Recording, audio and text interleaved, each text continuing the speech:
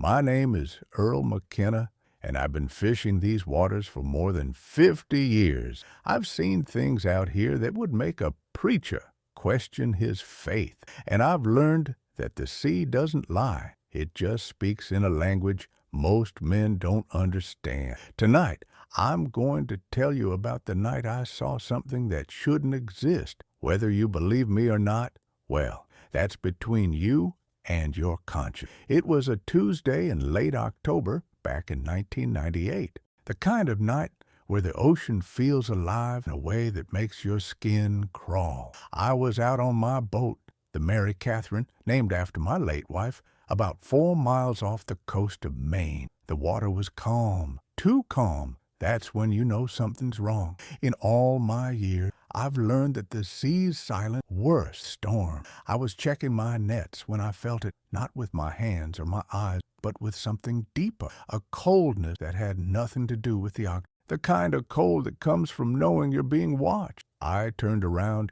and there on the horizon, cutting through the fog like a knife through butter, ship. Now, I want to be clear about it. I'm not a man who sees things that aren't there. I don't drink. Gave that up 30 years ago, and my mind is sharp as it ever was. But when I saw that ship, my heart stopped for a full 10 seconds. I know this because I counted. My hands went numb, and the nets fell from my fingers into the water. The ship was old, not just old, ancient, the kind of vessel you see in history books with wooden hulls that haven't seen a coat of paint since before I was born. Its sails were tattered, barely holding together, and it moved through the water without a single sound. No engine, no creaking of wood, silent. Impossible. And I knew exactly what ship it was. The Northern Star. 50 years. That's how long it had been gone. I was there the night it disappeared, you see. I was younger then, stronger,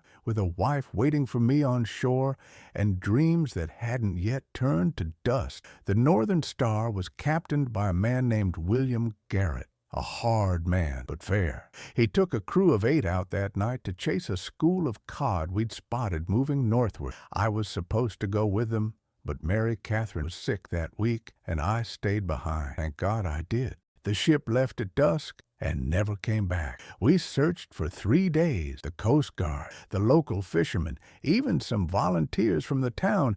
We all went out looking for any sign of them. We found nothing. Not a plank of wood, not a scrap of sail.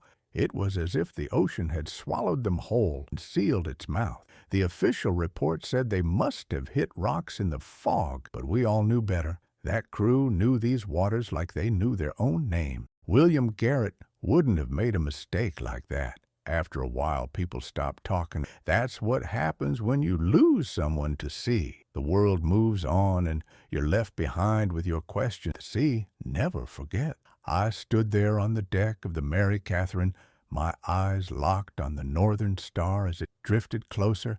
My legs were shaking. I couldn't make them stop. The fog was thick around me, swirling like something alive, like it was trying to hide what I was seeing, or maybe it was trying to help me unsee it. Then I heard my name. It came from across the water, carried on the wind, in a voice I hadn't heard in 50 years, a voice I thought I'd never hear again. It was thin, stretched out, like it was traveling through time itself to reach my ears. Earl, I didn't respond. I couldn't. My throat was dry, my mind spinning like a ship caught in a whirlpool. The Northern Star was closer now, maybe 100 yards away.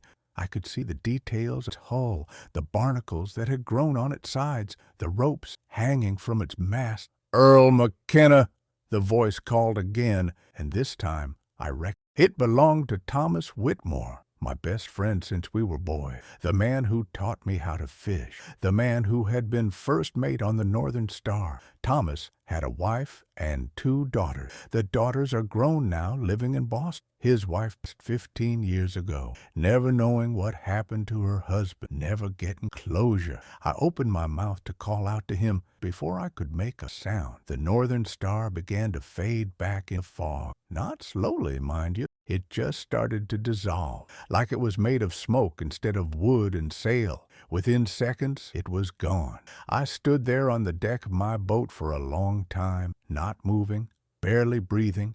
The fog settled around me like a blanket, and the sea returned to its silence. In my hands, I realized I was holding the nets I'd dropped, and they were still dripping with salt water. I told myself I'd imagined maybe I'd fallen asleep at the wheel. Maybe the old mind was finally playing tricks on me, the way it does to men who spend too much time alone with the ocean. But I knew better. The sea had just sent me a message, and it had used a voice I thought I'd lost forever to deliver it. What did it want?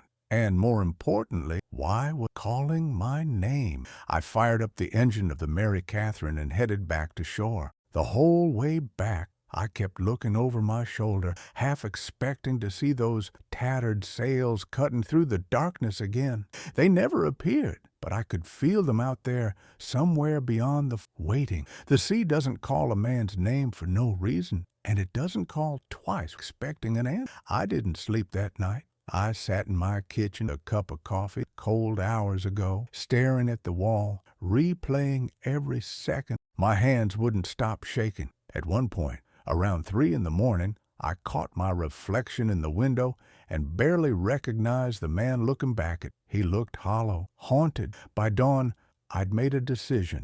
I was going back out. I know it. That I was a fool. Maybe I was. But when the sea calls your name, you don't get to choose what you answer. Do it. Gravity. It's like breathing. I packed the Mary Catherine with supplies and extra fuel. I told myself I was just going to fish, that I was going to have a normal day like any other, but we both know that was a lie. I was hunting for a ghost ship, and I wasn't going to stop until I found it. The weather that day was strange from the start. The morning broke clear and cold, with a wind that shifted direction every few minutes, like it couldn't decide where it wanted to come from. The barometer in my cabin was dropping steadily, and I knew a storm was coming. Not a big one, mind you, just enough to make the water rough and the sky angry.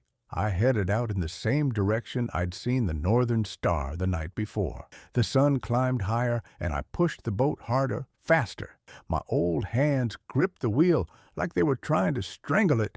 I was being pulled towards something, and I couldn't fight it anymore. It was around 2 in the afternoon when I first saw the light. It was coming from beneath the water, pale greenish glow that pulsed like a heartbeat. I cut the engine and just sat watching it. The water around the light was churning, though there was no wind to cause it. It was like something down there was moving, something big, something aware. Then the singing started. I know how that sounds.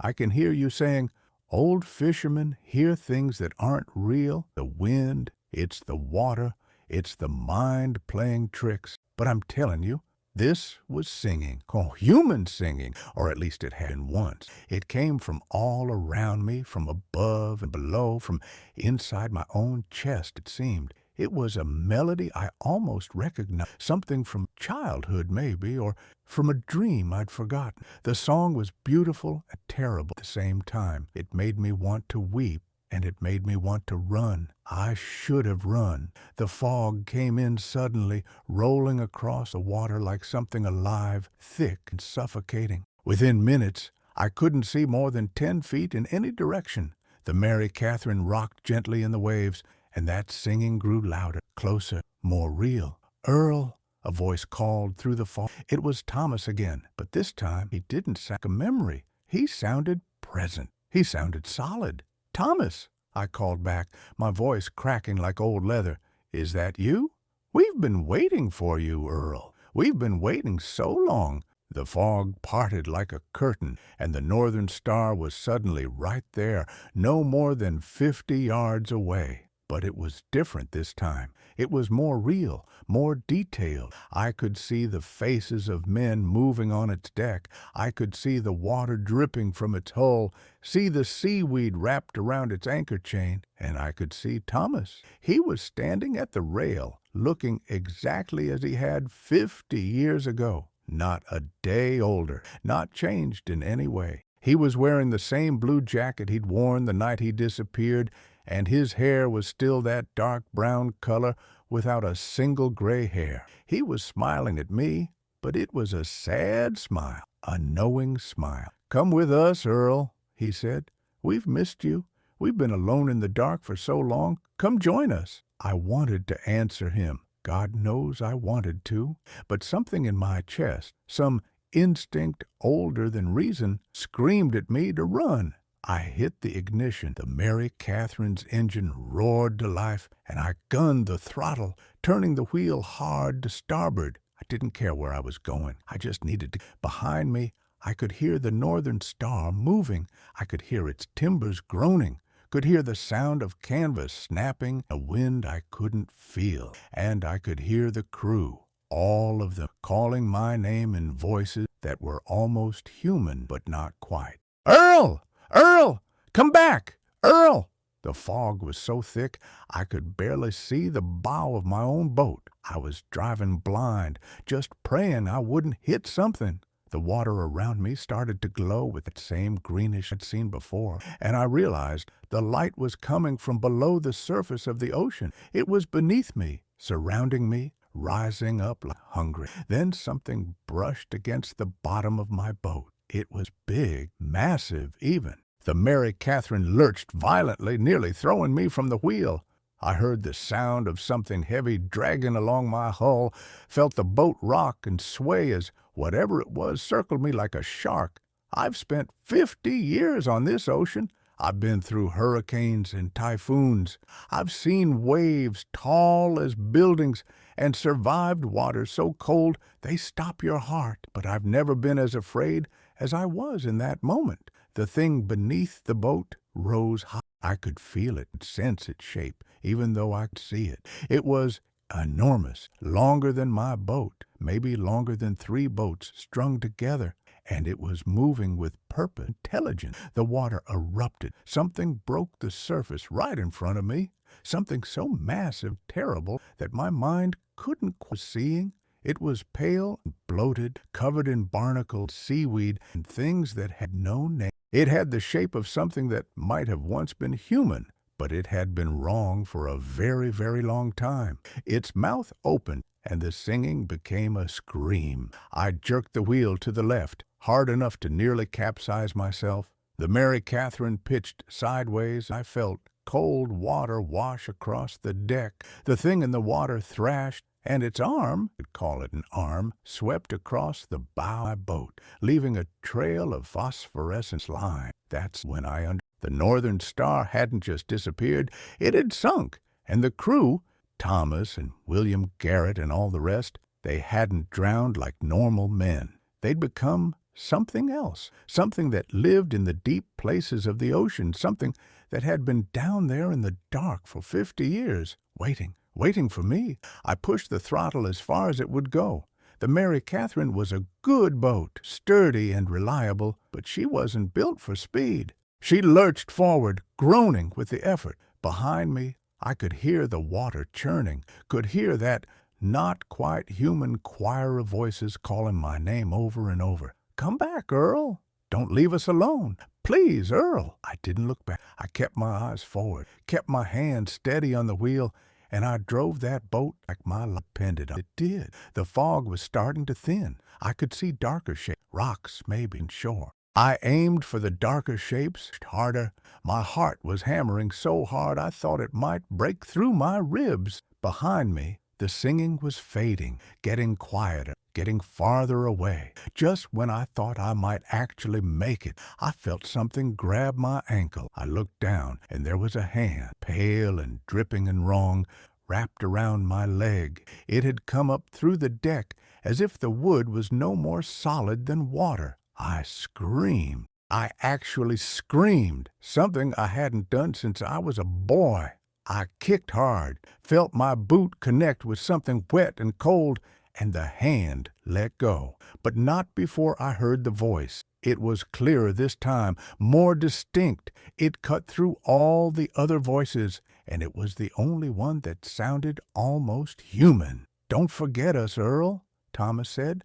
"Don't you dare forget us." I pushed the throttle one more time, and the Mary Catherine jumped forward like a living thing. The fog parted ahead of me, and suddenly I could see the shoreline, the lighthouse, the dock where I'd started from that morning. I didn't remember the journey. All I know is that I was suddenly there, pulling into the harbor, my boat's engine screaming, my hands white-knuckled in the wheel. I cut the engine and stumbled out of the cabin. Behind me, the fog was rolling back over the water, swallowing the sea once again. And in that fog, if you listened carefully, you could still hear the singing. You could still hear them calling. When I finally looked down at my boat, I saw something that made my blood run cold. On the deck, where that pale hand had grabbed me, there was a mark, not a scratch or a cut, but a mark, the outline of a handprint burned into the wood like it had been branded there, and the handprint was cold, ice cold. It had been 3 hours since I'd made it back to shore, and that mark was still cold enough to sting when you touched it. It's still there, you know, on the deck of the Mary Catherine, still cold after all these years, still waiting, and so am I. I didn't go back out on the water for 3 months. People in town noticed. They always do. A fisherman who doesn't fish is like a bird that doesn't fly. Something's fundamentally wrong with him. Margaret Hollis, who runs the diner down by the marina, asked me if I was sick. I told her I was just tired. It was a lie, but it was the kind of lie that people accept without asking too many questions. The truth was, I was terrified. Every night, I'd lie in my bed and listen to the sound of the ocean in the distance. I'd hear that singing in my dream. I'd see Thomas's face, young and unchanged, calling to me from the darkness, and I'd wake up in a cold sweat, my heart racing like I'd just run a mile. I started drinking again, a little, just enough to take the edge off of fear. My sister called me from Boston and told me I sounded different on the phone. Like you're not really here, she said. I told her I was fine. Another lie. The handprint on the deck of the Mary Catherine never faded. I tried scrubbing it with bleach, with seawater, with everything I could think of. It stayed there, cold and dark, like a permanent reminder of what I'd experienced. Sometimes I'd go out to the boat just to look at it, to convince myself that it was real, that I hadn't imagined the whole thing. By January, the nightmares were getting worse. I'd wake up gasping for air, convinced that drowning, the ocean was inside lungs. I'd stumble to the bathroom and splash cold water on my face, looking at myself in the mirror and wondering who the man looking back was. He looked hollow, broken, like something had been taken from him and nothing could ever fill that space again. That's when I decided I had to go back. I know it sounds crazy. Believe me, I know. But I'd come to understand something in those 3 months of isolation, fear. The Northern Star hadn't tried to kill me. If it had wanted me dead, I'd be dead. What it had been doing was calling to me, reaching out, asking me to join them in whatever existence they'd found in the deep places of the ocean. And the question that haunted me was, why? Why me? Why had Thomas called my name? Why had the sea itself seemed to reach for me? The answer came to me one morning, and it was so obvious that I couldn't believe I hadn't seen it before. I was supposed to die with them. The night the Northern Star went down, I was supposed to be on that boat. I'd been scheduled to go. But Mary Catherine got sick, and I stayed behind. For 50 years, I'd lived with that guilt, survivor's guilt, the feeling that I'd been spared for no reason, that I'd lived a life that should have belonged to one of the 8 men who died that night. The sea had been waiting for Stan. On a cold February morning, frost on the window and the wind coming hard off the Atlantic, I gathered my things and headed down dock. The Mary Catherine was waiting for me, patient and steady like she always was. I fired up the engine, checked the fuel, and headed out toward the horizon. I wasn't afraid anymore. Strangely, once I'd accepted what was happening, the fear had lifted like fog burning off in the morning sun. I understood now that death isn't something to be afraid of. It's just another journey, another voyage. And maybe, I thought, It was time for me to take mine. The water was calm, that almost unnaturally. There were no other boats visible, no fishermen working the waters, no sign of life except for a few seagulls circling over. It was like the ocean cleared the stage, preparing for the final act. I pushed the throttle forward and headed in the direction where I'd seen the Northern Star before. Hours. I didn't keep track of time. The sun climbed high and then started to descend, painting sky in shades of orange and red. The water around me began to glow with that familiar greenish light rising up from the depths. The singing started, soft at first, then growing louder, but this time I didn't run. I cut the engine and stood at the wheel of the Mary Catherine, waiting. The fog rolled in, thick and cold, and I felt my heart begin to slow. This was it. This, the moment. The Northern Star emerged from the mist. It was more substantial this time, more real than it had ever been. I could see every detail of it, the cracks in the wood, the holes in the sails, the ropes thick with slime and seaweed. The crew was on deck, watching me, all 8 of them, plus the captain. They were standing perfectly still, perfectly silent, their pale faces turned toward me, and then Thomas stepped forward. He looked at me across the water, and he smiled. It was a real smile this time, not sad or knowing, genuinely happy, like a friend who's welcome you home after a long journey. "Hello, Earl," he said. His voice was clear and strong, the voice I remembered from when we were young men together, before the sea and time had worn us down. "We knew you'd come back. We knew you'd understand." I raised my hand, and I waved. For a moment, nothing happened. And then Thomas waved back, and the rest of the crew did the same. It was the most peaceful, most natural thing I'd ever seen. Then something strange occurred to me. I looked down at my hands, and I realized they were transparent. I could see the wheel through them. I looked at my body, and it was the same.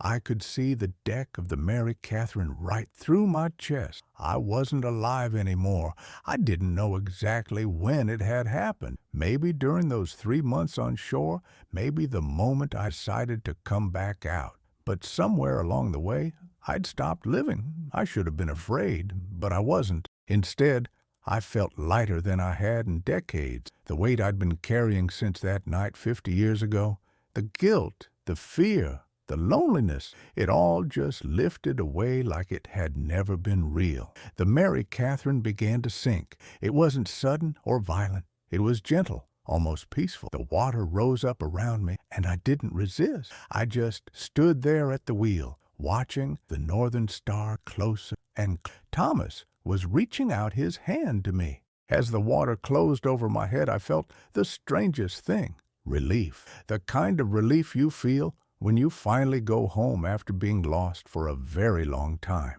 When I opened my eyes again, I was standing on the deck of the Northern Star. The wood was solid beneath my feet, the sails were full and white, and the sun was shining on water that was clear and beautiful. Thomas was standing next to me, and he put his arm around my shoulders like we hadn't lost 50 years between us. "Welcome home, Earl," he said. "We've been saving your place at the table." I don't know how long I was gone. Time doesn't work the same way in that place, but I know that one day, or maybe one night, it's hard to say, I became aware of the living world again. I could see it, like you see something through a window. I could see my sister going through my house, looking confused. I could see the Coast Guard finding the Mary Catherine floating empty on the water. I could see the town putting up a memorial for me, even though there was no body to bury. They declared me lost at sea. Suppose I was. But here's the thing about being lost at sea. Sometimes you find your way to it. You didn't even. I never felt the weight of time the way I do now. Decades passed, or maybe moments. It's hard to tell. The Northern Star sails through waters that don't exist on any map, through fog that never quite lifts, under stars that I recognize but can't name. And we're never alone. There are other ships out there, other crews, all of us sailing together in this place between the living and the dead. Sometimes quiet. I can hear the living world. I can hear the fishermen calling to each other. hear the sound of boats, seagulls, and the endless, eternal rhythm of the ocean. And I wonder if any of them can hear us singing.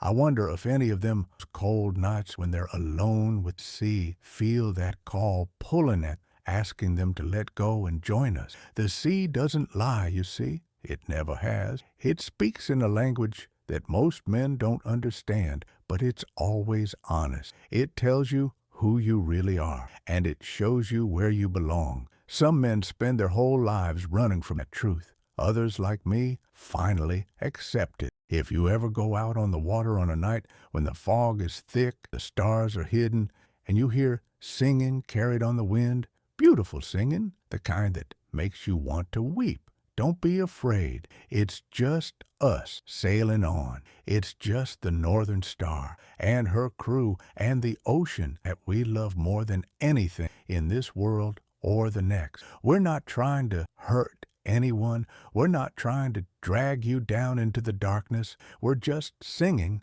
because that's what we do now. We sing and we sail, and we remember the lives we lived when we were men who walked on solid ground and believed that the sea would never claim us. But the sea claims everyone eventually. It's patient, and it's eternal, and it never forgets a debt. I learned that the hard way. The last thing I'll tell you is this: don't be afraid of the sea. Respect it, yes. Love it, definitely, but don't be afraid of it. Because when your time comes, it will come for all of us, the sea will be there to welcome you home. And that's all any of us really want, isn't it? To be welcomed home. My name is Earl McKenna, and this is the truth of what happened to me. Whether you believe it or not, well, that's between you and the sea teaches that every debt must be paid, and every soul carries a weight it must eventually. Earl spent 50 years carrying the guilt of survival,